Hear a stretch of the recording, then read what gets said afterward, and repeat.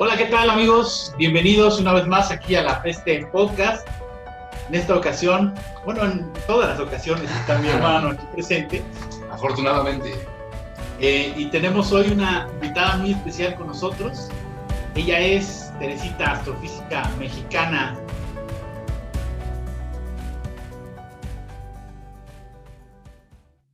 Radical actualmente, ¿dónde? Estoy en Escocia, en el Reino Unido. Bienvenida a La Peste. Muchas gracias por aceptar la invitación. Gracias por la invitación. Sí, es un honor. Muchísimas gracias, Teresita, por aceptar esta invitación. Por ahí, pues mi hermano y yo crecimos un poco con esta fantasía del espacio y un poco como, pues sí, con un gusto hacia las películas de ciencia ficción y por ahí también novelas. Entonces, tenemos como muchas preguntas que nos encantaría que nos resolvieras.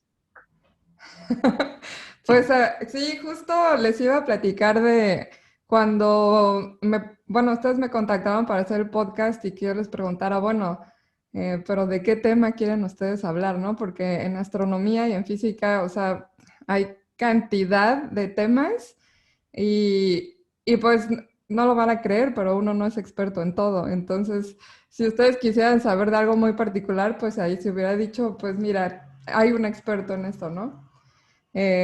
Y ya que vi que me dijeron, bueno, pues queremos hablar de películas, sobre todo porque hay muchas películas que manejan conceptos científicos y de hecho hay un debate entre si una película es ciencia ficción o no, como a lo mejor les comento en el caso de Gravity, etcétera, ¿no? Por ejemplo. Está Eh, increíble. sí, pero hay un montón, yo estaba pensando así de, bueno, pues ¿qué podríamos platicar? Pero hay un montón de datos interesantes que se derivan de las películas. Pero Entonces, antes de hablar de películas, nos encantaría conocerte un poco y conocer cómo llegas a esto, a este tema de la astrofísica, porque eres postdoctora, ¿verdad? sí, bueno, postdoctorado es un trabajo, ¿no? Que así se le llama a tu primer trabajo, bueno, sí, a tu primer trabajo después del doctorado, pero puedes tener varios postdoctorados.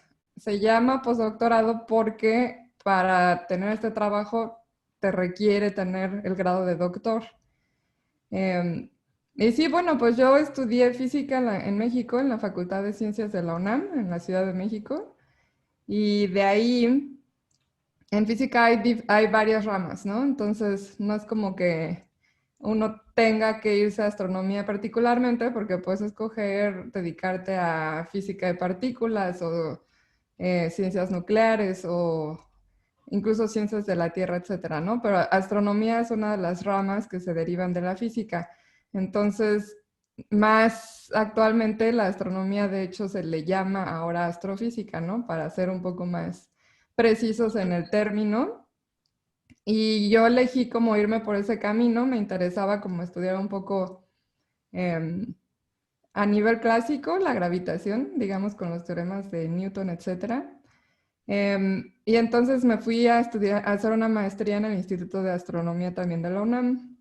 Y ya de ahí pues hice el salto a estudiar, pues ya no gravitación, de hecho, porque el tema es muy complejo, pero em, me especialicé, digamos, en estudiar cómo está distribuida la materia en el universo temprano. Bueno, a diferentes tiempos, ¿no? Pero más recientemente el universo temprano. Y con esto, pues es más que nada qué existe en el espacio entre las galaxias, que es principalmente lo que nosotros llamamos gas en las galaxias, el medio intergaláctico. Y, y para Eso eso que me gusta. se llama materia oscura. No, ¿cómo? No, creo que por ahí tienes un artículo interesantísimo que alcancé a leer acerca de la teoría de la formación de las galaxias. ¿Por ahí va tu trabajo? Em, pues no, no realmente.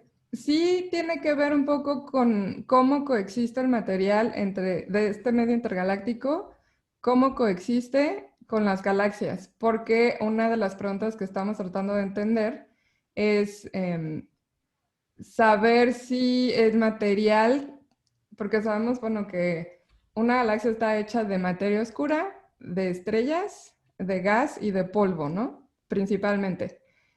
y queremos entender cómo es que ese gas, o sea, ese gas que tienen en las galaxias, se usa para formar estrellas.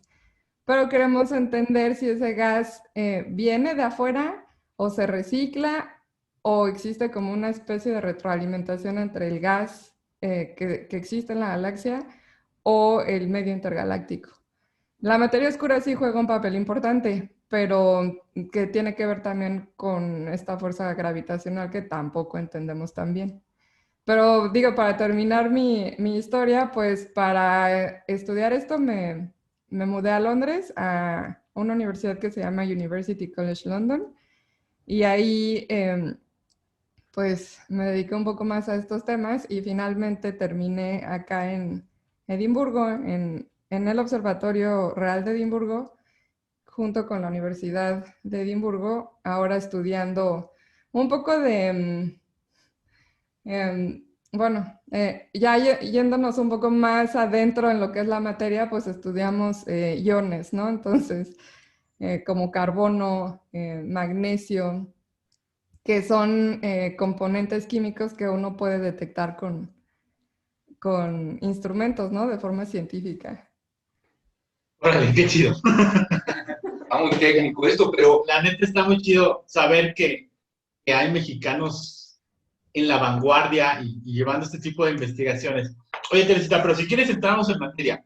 Mira, la idea era que nosotros que consumimos películas de ciencia ficción, que luego son más ficción que ciencia, a veces nos preguntamos si las teorías que ahí se plantean, pues son verdaderas o qué tan cerca de la realidad pueden estar, o digamos, podría ser un acercamiento a un futuro próximo, etcétera, etcétera. Entonces, hicimos una lista de preguntas y de películas que a lo mejor ya todos hemos visto, o no. Y de cosas que suceden en ellas. La primera que se me vino a la cabeza fue esta de Alerta Solar, no sé si la viste, hace como 10 años. No tengo idea. Solar, pero mejor, yo creo que podemos ir con las más populares, como Odisea, ¿no? De Kubrick, que por ahí le estábamos hablando. Espérame, pero déjame contar nada más rápidamente la trama. El Sol se está muriendo y lo que hacen es mandar una misión al Sol y aventar una bomba atómica para que vuelva a reactivarse. Desde que yo vi la película dije, qué mamada, eso es imposible, pero no sé si una astrofísica me pueda decir si es posible que acercándose el Sol a su muerte, digamos, a que se apague la estrella, una bomba atómica pueda revivirlo.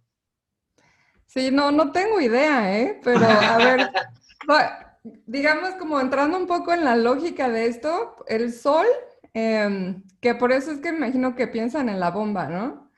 El Sol, o sea, creo yo que la lógica de este argumento viene por ahí.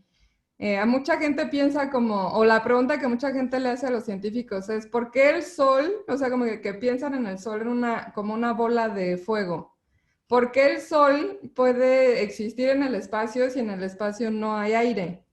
Esto es porque sabemos que aquí en la Tierra una vela pues existe porque necesita el oxígeno para la flama, ¿no? Necesita el oxígeno como combustible, pero en el espacio no hay eso. Entonces, mucha gente sí dice, bueno, entonces, ¿cómo el Sol puede existir si no tiene combustible? Y la respuesta es que pues el Sol está haciendo reacciones nucleares, es decir, bueno, no sé si ustedes se la saben qué es lo que está pasando. Ahora creo que entró como, o sea, como una, hay como etapas en el Sol, ¿no? Entonces hay como que se expande y después como que se contrae.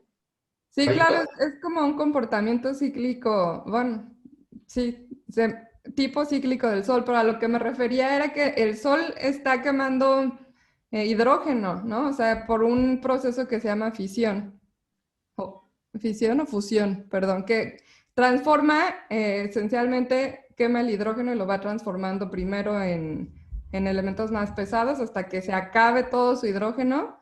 Y pues algo, o sea, se va a morir eventualmente, que ya esa es otra historia. Entonces,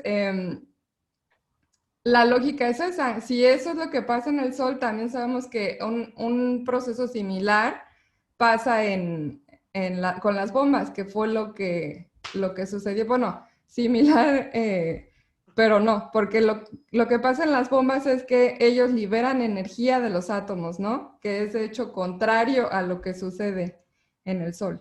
Oye, Teresita, ¿y esta parte de acercarse al Sol, hasta qué punto podríamos hacerlo sin catemanos todos? Pues Porque hasta dónde podrían aventar la bomba, ¿no?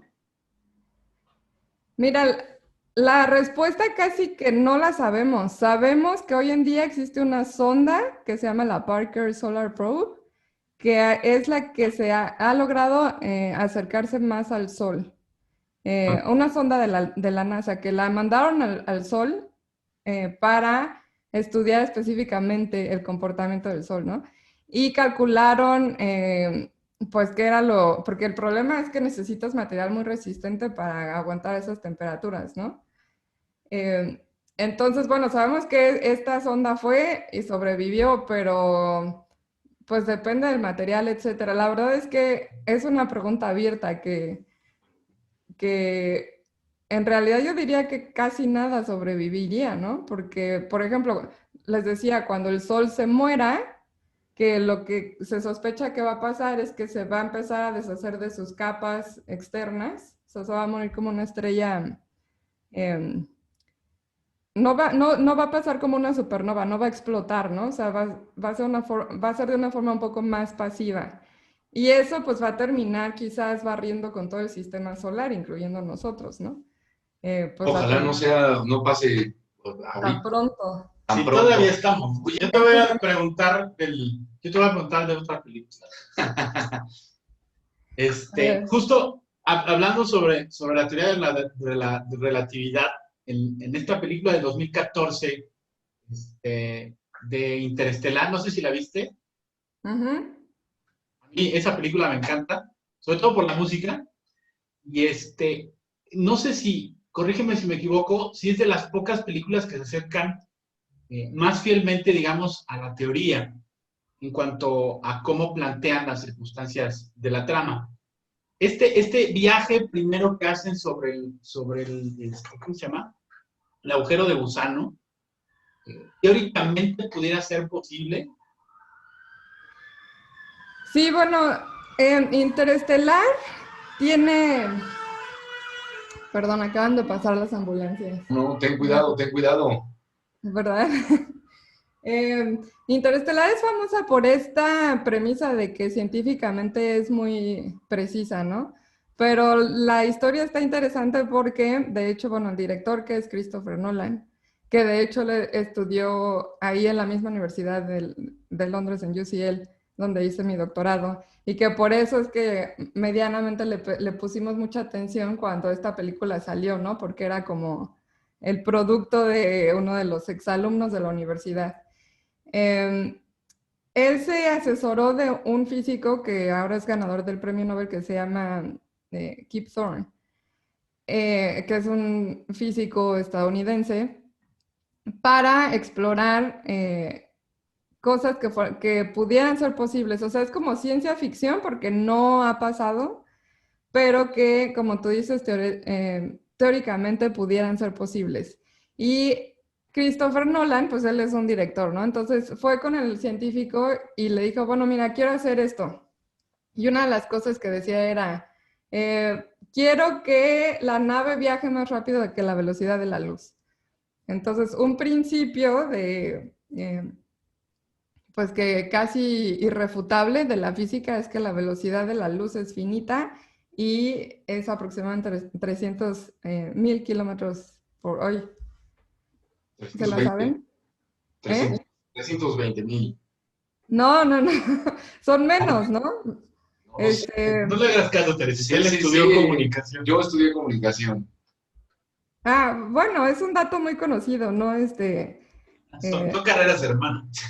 Son carreras hermanas. Física y comunicación. Sí, son como 300.000 metros por segundo. No, espérenme. 300.000 kilómetros por segundo. O sea, es muchísimo, ¿no? Entonces, ese es como que un principio de la física. La velocidad de nada puede viajar más rápido que la velocidad de la luz. Entonces llega Nolan y dice, quiero que la nave espacial o donde sea que van Ya tiene mucho que la vi en el 2014, entonces ya no me acuerdo mucho de los detalles, ¿no? Y agarra a Kip Thorne y le dice, pues eso sí, no sé cómo darle la vuelta, ¿no? O sea, si lo vas a hacer, no. O sea, es una cosa que yo no te recomiendo que pongas en tu película. Y él decía, bueno, algo que es irrefutable, que quiero que aparezca en la película, es que hay una escena, bueno, la escena se trata de que un planeta cae, cuando van viajando cerca del agujero negro, un planeta cae, ¿no? En el agujero negro.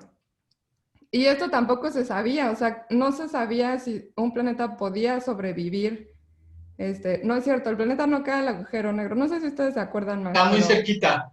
estaba muy cerquita y más bien no se deshace, ¿no? Entonces, esta era una pregunta que se hacían.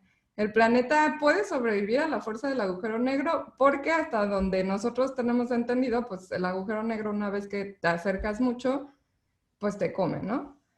Que eso también es una cosa que pasa en la película. El chavo se mete al agujero negro y sobrevive, creo, ¿no? Exacto, sí.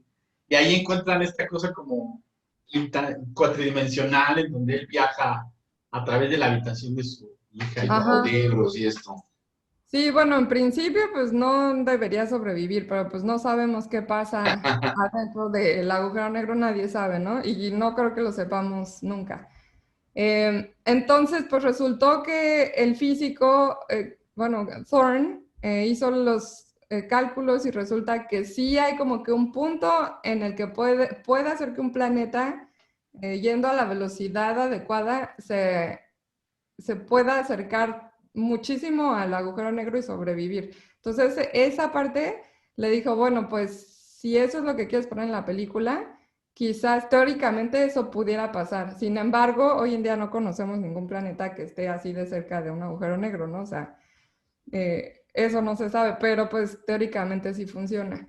Y otra cosa que matemáticamente sí existe, usando la relatividad general, es los agujeros de gusano, que de hecho es una forma de llegar del punto A al punto B más rápido que la velocidad de la luz, pero es un poco hacer trampa porque es como crear un atajo, ¿no? Entonces, por ejemplo, yo tengo esto que es plano, ¿no? Imaginemos que esto es el universo y bueno, como esto es un podcast, si nos están escuchando, pues es como una hoja de papel, ¿no? Entonces ponemos un punto en una esquina y otro punto en la otra esquina. Y si vamos a la velocidad de la luz, pues tenemos que recorrer pues casi que toda la hoja de papel, ¿no? Pero un agujero de gusano lo que hace es que en principio doblas el espacio y creas un atajo aquí, ¿no? O sea, entonces puedes llegar de A a B, pues haciendo trampa, ¿no? Entonces es más corto llegar de aquí a acá, que cruzar por toda la hoja de papel. Entonces, bueno, esa es como que la premisa que teóricamente, matemáticamente sí se puede hacer. según yo, ellos plantearon primero como cómo se vería un agujero de gusano. O sea, lo hicieron, digamos, esta esfera que ven ellos, ellos la idearon antes de que se pudiera tomar una primera foto, ¿no? Sí, son simulaciones. Es que, sí, en física y en astrofísica, cosmología, etcétera, todos estos temas se trabajan también de forma teórica usando simulaciones numéricas. Entonces, el agujero negro que pasan en la película no es real, o sea, no significa o sea, que fueron y tomaron Matando la la ilusión a mi hermano. No grabó Christopher Nolan. No, no es real esto. Sí, claro, o sea, no es una foto que de hecho, bueno, hoy en día ya tenemos la primera foto de la sombra de un agujero negro, Justo, ajá. pero regresando a Interestelar, es que se hizo la simulación considerando toda la física que sabemos y las ecuaciones de relatividad, y entonces sí, resuelves las ecuaciones y eso es lo que te sale, ¿no? O sea, eso es un agujero negro, digamos, teórico. Ajá.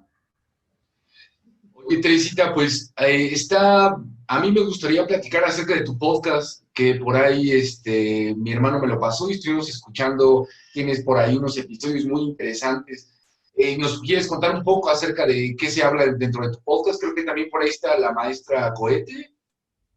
Sí, es un podcast de astronomía que se llama Radio Cosmo 1420, que estoy haciendo en colaboración con otra doctora en astronomía que se llama Carolina Rodríguez, también conocida como la Mujer Cohete.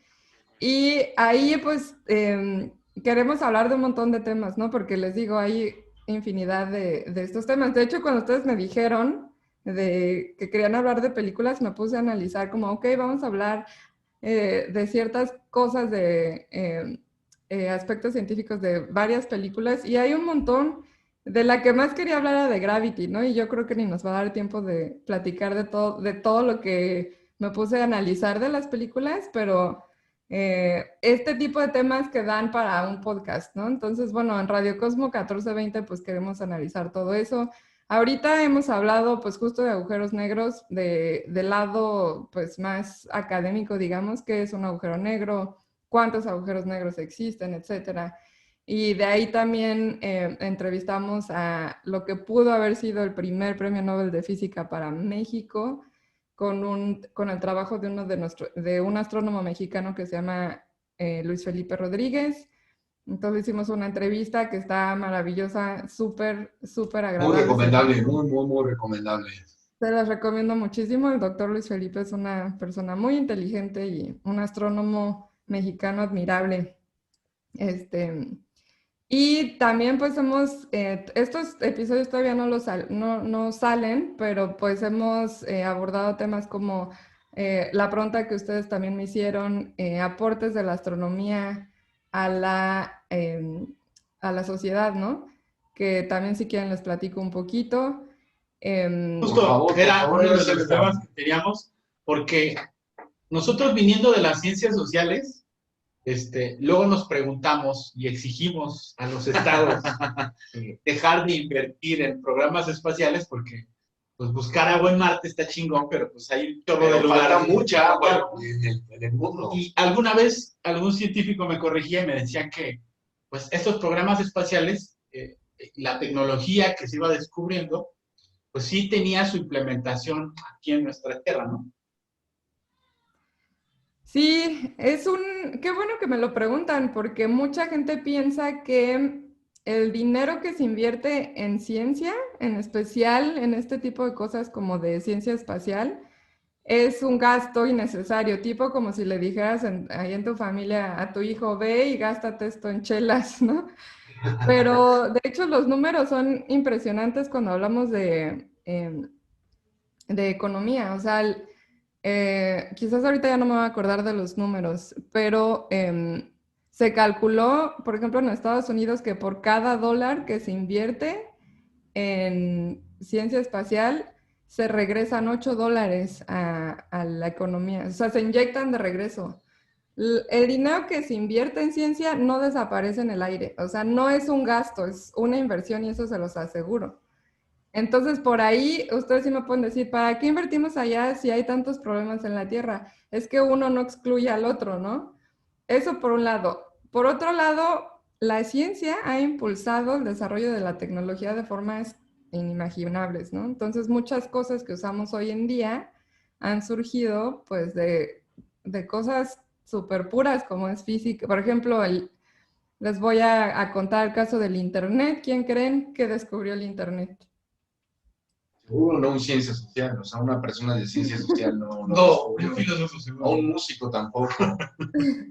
Fue un físico, ¿no? El Internet, su nombre es Tim Berners-Lee, o sea, es un físico británico que de hecho estudió en la Universidad de Oxford. Él trabajaba en el CERN. ¿Saben qué es el CERN? Es un acelerador grande de partículas que está en la frontera entre Suiza y Francia. Entonces, Tim Berners-Lee, que no me sabía su nombre, trabajando en un acelerador de partículas que se llama el CERN, tuvo la necesidad de encontrar la forma de compartir información entre pues, lugares como el CERN y las universidades. O sea, de aquí viene, ¿no? O sea, la necesidad es la madre de la invención, ¿no? Entonces de ahí pues desarrolló una forma de, pues, de compartir información y así se creó el Internet. Ahora, ligado al Internet, ¿quién creen que inventó, descubrió, desarrolló el Wi-Fi? No estudié para este examen. Ah, yo vi Discúlpeme, no he estado Yo vi un meme de pendiente alguien, de- pero no me acuerdo, pero no me acuerdo quién. Vamos a ver. Sí, hay un meme que dice que fue Hedy Lamar o algo así, una mujer, Sí, una mujer, pero no me acuerdo cómo se llama. lo cual me confunde un poco porque no es lo que... No es, bueno, es debatible, supongo, porque como todo invento, pues no es un invento absoluto, ¿no? O sea, siempre ¿cómo se dice? Te ayudas de inventos de otras personas, ¿no? O sea, Sí, sí, como sí. siempre utilizas o Soporte. reutilizas cosas que alguien más hizo, ¿no? Pero bueno, el Wi-Fi al final ya oficialmente se le acuña o pues se le da el reconocimiento a Australia, ¿no? En Australia tienen un centro de investigación que creo que es similar al CONACYT en México, que se llama el CSIRO, ¿no? Y se derivó, de hecho, de la radioastronomía, que esto, por ejemplo, Carolina Rodríguez, la mujer cohete, que es una radioastrónoma, ella, grabamos un episodio donde ella nos explica bien esto, ¿no? Pero la radioastronomía en Australia fue la que nos dio el Wi-Fi. Entonces, bueno, dime tú si no vale la pena invertir en O ciencia, sea, incluyendo... La cosa también es que, o sea, mucho del proceso de la ciencia también ha venido sobre la guerra, ¿no? O sea, todo el siglo XX radicó en la Guerra Fría y en a ver quién llegaba primero a la Luna o quién dominaba el espacio. Entonces también creo que hay vertientes también de la ciencia, ¿no? Sí, claro. Bueno, ¿te refieres a que si es buena o mala? O sea, O no sea, caer como en un rollo, como en este rollo como moral, pero sí se ha ocupado la ciencia para el mal. sí, o claro, sea, sí pero es un O sea, instrumento político, sí pues. es un instrumento político también. sí tiene, es que ahora sí que tiene las dos caras de la moneda. O sea, estamos usando cosas que ayudan a describir a la naturaleza, ¿no? O sea, por ejemplo, la bomba nuclear es entender la energía, ¿no? O sea, ¿qué pasa cuando separas elementos de un átomo, ¿no? O sea, esa es la premisa. Ahora, que eso libera una cantidad de energía infame que te ayuda a destruir, pues, lo que sea, es cierto, y entonces ya lo puedes tú usar como quieras, ¿no? Hay algo que Pero bueno, sí, sí. Hay muchas cosas en ciencia que también pues no pueden ser al alcance del público porque necesitan controlar el uso de todo esto. Y un ejemplo, por ejemplo, digo, para hacerlo como más accesible a la gente, es con el Internet se derivó mucho esto pues de las redes sociales y ahora estar utilizando, compartiendo nuestros datos todo el tiempo, ¿no? Esto hasta hace no mucho tiempo no estaba muy bien legislado y de hecho sigue sin estar muy bien legislado, ¿no? Entonces apenas estamos aprendiendo como a, a usar esto en nuestra sociedad. Entonces ya se están considerando leyes internacionales y entre países y todo para asegurar que nuestros datos no se usen para el mal, que ya se ha hecho, ¿no? Muchísimo. sí, sí, sí. Oye, Teresita, a mí me interesaba mucho platicar contigo respecto a esta cosa que no saben muy bien qué fue, que entró en el 2017, esto que le titularon Oumuamua. Sobre todo porque a mí me encanta la idea de que en algún momento lleguen los extraterrestres, y no quisiera morir si Los algo Anunnakis. sucediera. Y entonces nos dio un poquito de esperanza a nosotros los conspiranoicos, porque uno de los astrofísicos de Harvard, creo que este año sacó un libro, en donde dice que es la primera evidencia de vida inteligente fuera de nuestro planeta.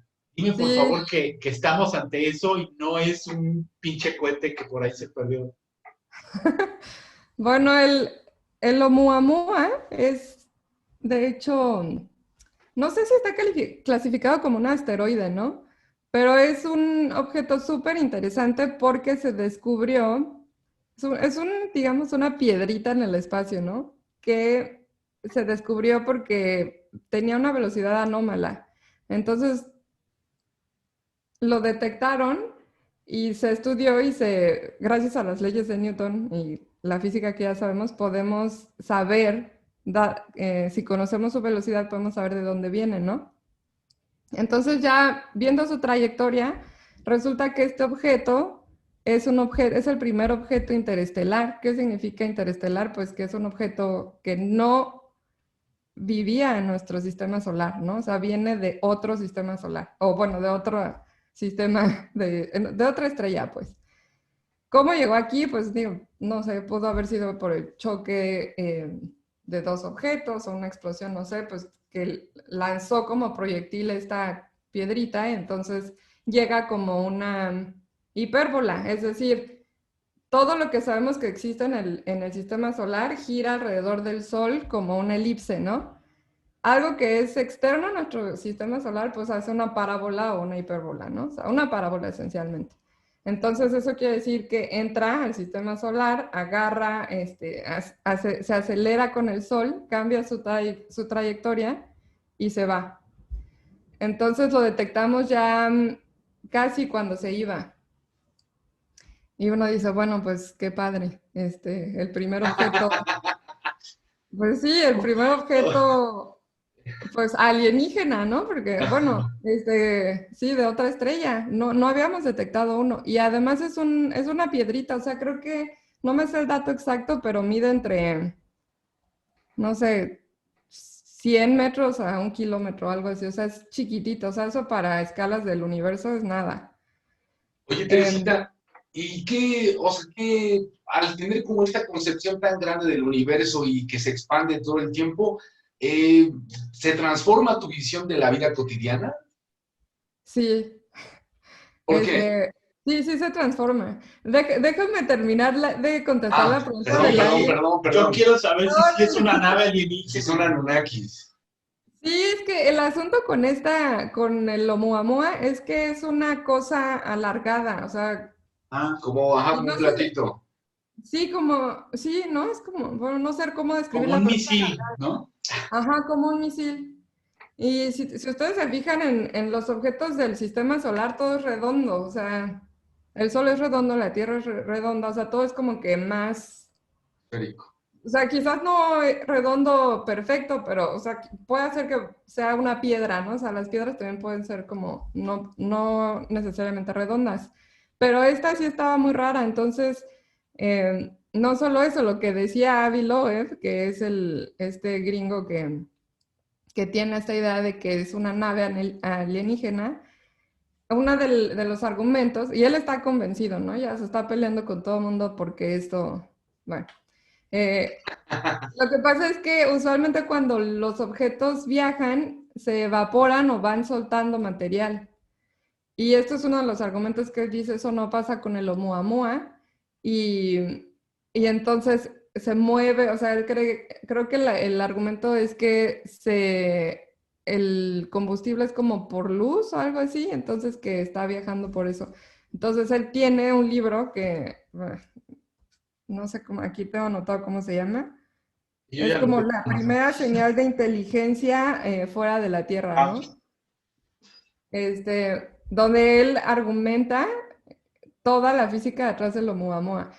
Yo creo que es una pregunta súper válida. Existe, y estoy convencida, bueno, no convencida, más bien, no estoy convencida. Yo creo que sí existe vida en otros lados. O sea, la probabilidad de que eso suceda es muy alta. Ahora, lo que siempre es debatible, lo que no se entiende es qué es la vida, ¿no? Nosotros, como la conocemos, estamos científicamente, el primer paso que queremos dar es encontrar bacterias, ¿no? O algo así a ese nivel en el sistema solar y pensábamos que pudiera ser que existiera en Venus ese tipo de vida, ¿no? O sea, bacterias. Em, pero pues A ya, veces me da la impresión, no sé si tú compartas esta idea de que dentro de tu campo, quien empiece como a decir esto de la vida extraterrestre, automáticamente lo clasifica, ¿no? Maldito Jaime Maussan, aléjate de aquí. No, sí, o sea, es una idea que tengo, ¿es correcto? No, o sea, en el campo no, o sea, más bien es la gente de afuera, fuera del campo, ¿no? Eh, sí, pues yo antes de meterme a esto, pues sí decías, ay, aliens, ovnis es para empezar ciencia ficción o para gente paranoica, ¿no? Y ahora, pues, ese tipo de aliens, como lo maneja Hollywood. Jaime Maussan, pues ¿Conoces sí, a Jaime Maussan? ¿mande? ¿Conoces a Jaime Maussan? No, no solo no lo conozco, sino nunca he visto sus programas, ¿no? Pero bueno, tengo entendido que es esto de las naves redonditas que vienen. Ujú. Bueno, ese tipo de, pues, de argumentos o de ideas no tienen sustento científico. Les digo, o sea, ya yendo como que a formas más rigurosas en la ciencia, hay que plantear primero la pregunta correcta, o sea, ¿qué tipo de vida estamos hablando, no? Eh, y ahora, lo que creo, no, yo no he leído el libro este de lo Oumuamua, pero creo que dudo que argumente un poco el tipo de vida, sino más bien se argumenta si este objeto puede ser una nave, ¿no? O sea, algo que viene intencionalmente dirigida. Pero bueno, no he leído el libro, entonces no sé. Bastante Eh, chido. Eso que decías de Venus, que encontraron esta molécula de fosfina, si mal no recuerdo, en la atmósfera. ¿Por qué no entonces ampliar nuestros esfuerzos de este lado y no para allá? Que en mi mundo Marte está para allá y Venus está ya. Em, pues es que, fíjate, ¿cómo encontrarías, tú dime, cómo encontrarías vida? O sea, ese es el asunto, ¿no?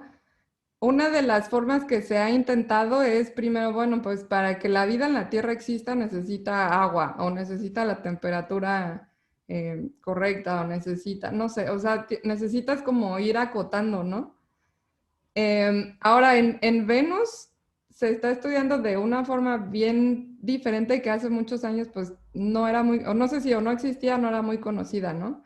Pero lo que se hace es un poco más como ¿cómo se llama? Como la unión entre biología y astronomía o biología molecular o química, ¿no? O sea, ya utilizas como que la intersección de varias ciencias para que tú puedas detectar ciertas moléculas en la atmósfera de un planeta, ¿no? Yo creo que hay gente trabajando igual en Marte, tratando de estudiar a ver si encuentran algo, ¿no?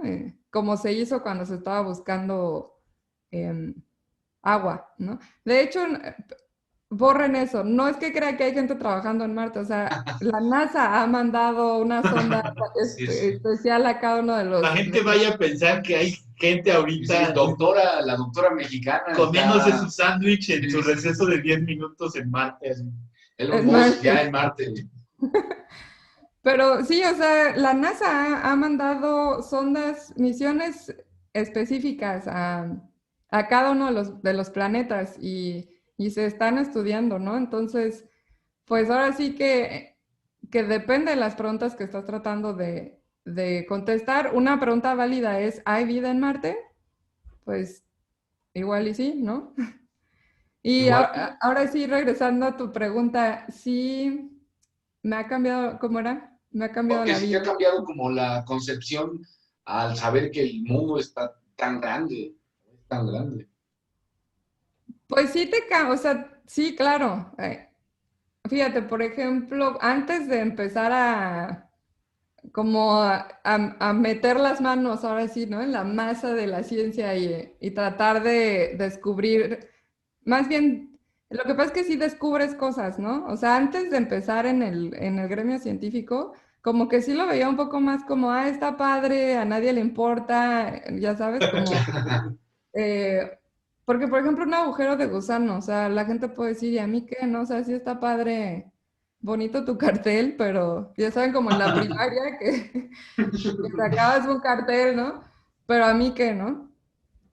Sin embargo, ahora ya lo piensas como desde otra perspectiva. Por ejemplo, justo pensando en lo que quería hablar hoy con ustedes, regresando a la película de Gravity, que es hoy en día la industria espacial es un hecho, es una industria bien establecida, Es un negocio, ¿eh? un negocio ya, o sea, dependemos la sociedad entera de él, ¿no? O sea, justo ahorita estamos hablando eh, desde dos países diferentes usando satélites y el internet y que el wifi y todo esto, ¿no?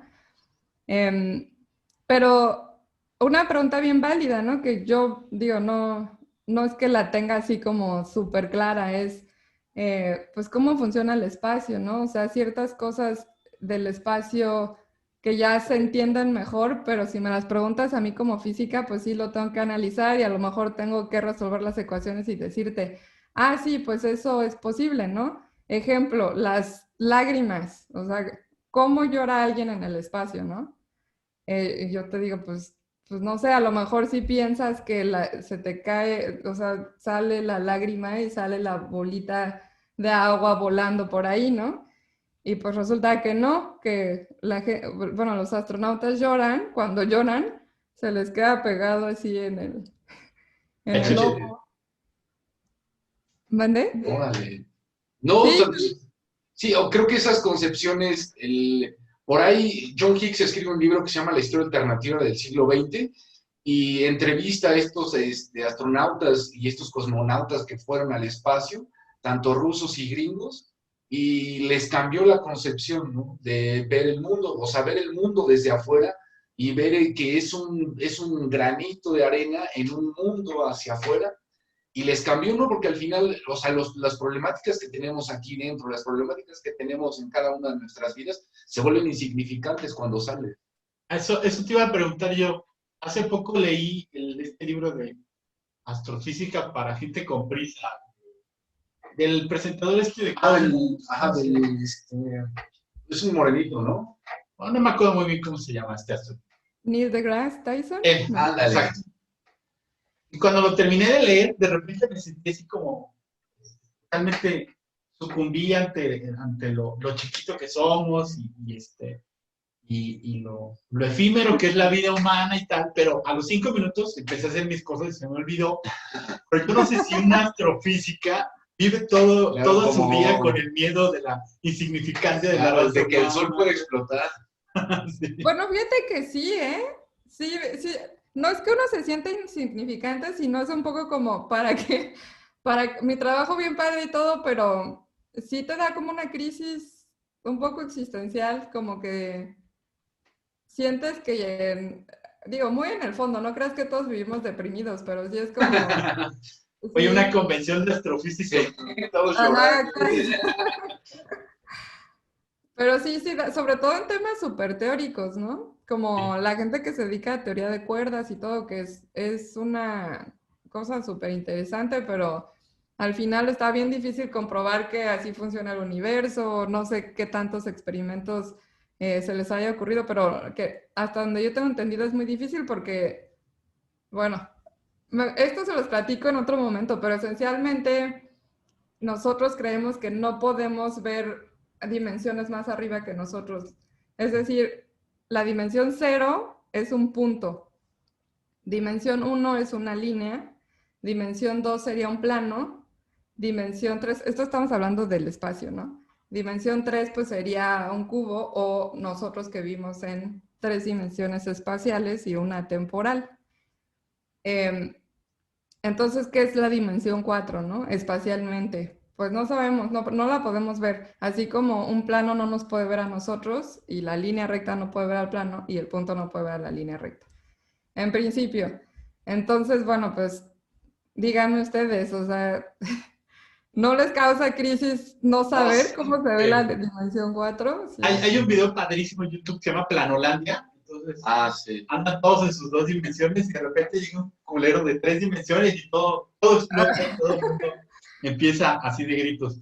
Oye, y Pues en sí, cuanto porque a creencias religiosas y tal, no hay ahí como, no sé, o sea, ¿tú crees en algo? em, sí, yo sí creo en algo, pero ya eso es una cuestión más personal que... Lo que pasa es que, bueno, no me quiero meter como en camisa de 11 varas, ¿no? O cómo va el dicho. es que si te pones tú a pensar en la Biblia, por ejemplo, por decirte algo, desde el punto de vista científico, pues se te va la fe. O sea, sí vas a encontrar que hay muchas cosas que o no pudieron ser o etcétera, ¿no? Entonces, creo que de ahí pues sí se pelean, ¿no? O sea, si tú eres alguien a quien educaron a creer que el mundo funciona como dice la Biblia, pues sí, la ciencia va a llegar y te va a destrozar tu fe, ¿no? Pero si ese no es el problema, o sea, si ese no es tu fe o ese no es tu credo y quizás tú solo piensas que existe algo más grande que nosotros, no sé, o sea, depende de qué, en qué crees, ¿no? Pues ahí sí, pues es una cuestión más personal. Hay mucha gente pues en el gremio que sí tiene religión y todo, o sea, no van totalmente peleados. Pero ahora sí que hay tantas creencias como, no sé, hay muchos credos, o sea, físicos hay en todo el mundo, de todas religiones, ¿no? O sea, en India hay muchísimos físicos y en India hay muchas religiones y hay gente que es judía o musulmán, etcétera, bueno, haciendo ciencia, ¿no? O sea, en física y astronomía. Entonces, sí, si tú crees que tu credo es la respuesta a cómo funciona el mundo y el universo, pues entonces sí, ahí sí creo que haya mucho choque para estas personas. Wow, pues qué chido, Teresita. Estuvo increíble. Yo tengo ya muchas ideas y cosas para reflexionar. Muchas gracias por haber aceptado. Ojalá nos puedas acompañar otra vez, para seguir platicando. Igual nos quedamos con preguntas. El tiempo a veces como que no nos da para poder hacer, aunque el tiempo es relativo. El tiempo es relativo. El tiempo es relativo. Entonces yo no sé si esto sigue o ya cortamos, pero pues muchísimas gracias, Teresita, por acompañarnos. Gracias. Los invitamos a la gente que nos ve, escuchen el podcast de Teresita y de la señora Cohete. Lo vamos a poner aquí. Sí, está muy interesante. Por ahí tienes un capítulo que me gustó de los aportes de la astronomía ahora el coronavirus. Explican también lo del SARS, explican lo del COVID y está muy interesante. Sí, ahora que está de moda el tema, pero sí que sucede, de hecho está sucediendo. La astronomía intenta, bueno, ya es un trabajo en proceso de encontrar formas, más bien es un trabajo que se derivó de algo que se utilizaba para la astronomía, encontrar una forma de desinfectar eficientemente superficies, ¿no? Porque pues sabemos que el virus sobrevive en las superficies y que eso, cuando la gente va y toca esas superficies, pues aumenta el riesgo de contagio. Entonces, desinfectando las superficies eficientemente en espacios como aeropuertos, hospitales, etcétera, pues reduce el riesgo de contagio. Pero sí, escuchen el podcast. El podcast está fenomenal y vale muchísimo la pena. Se llama ¿cómo? Radio Cosmo 1420. Radio Cosmo 1420. Perfecto. O 14.